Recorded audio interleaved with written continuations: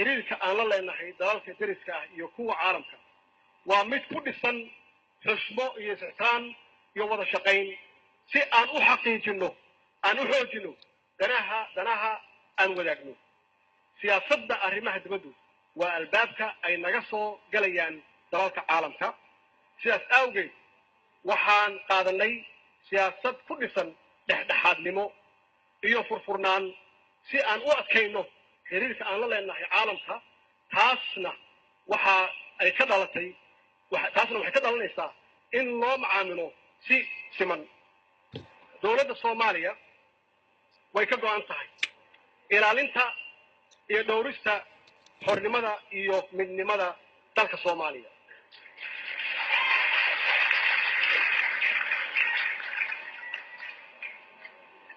arrimaha masiiriga ah ee ku aadan ilaalada midnimada iyo wadajirka qaranka ee ay hadda ka shaqeynayaan dowladda qaybaheeda kala duwan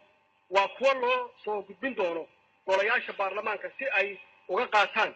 tallaabada ku habboon iyagoo u eegaya dastuurka dalka Soomaaliya waxay diyaar u tahay maalgashi Soomaaliya diyaar waxay u tahay maalgashi iyo ganacsi ay la wadaagto wadamada caalamka si kastaba ha ahaatee cid kasta oo doonaysa inay maalgashato Soomaaliya waa inay ogolaansho rasmi ah ay ka hesho hay-adaha dastuuriga ah ee dowladda federaalka ah waxaan uga digayaa wadamada iyo shirkadaha shisheeye inaysan ku xadgudbi karin qarannimada iyo midnimada Soomaaliyeed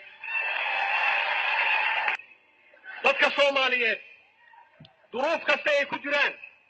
dib walba ay ku jiraan waa dad adag dadka Soomaaliyeed waa dad damiir leh dad raqiisa ma aha dad qiimo ku fadhiya ma aha dadka Soomaaliyeed waa dad qiimeeya dalkooda qiimeeya oo wadaniyiina dadka Soomaaliyeed waxa weeye waa dad u taagan inay difaacaan dalkooda oo aysan ogolaanin marnaba hal taako dhulkooda ka mid ah in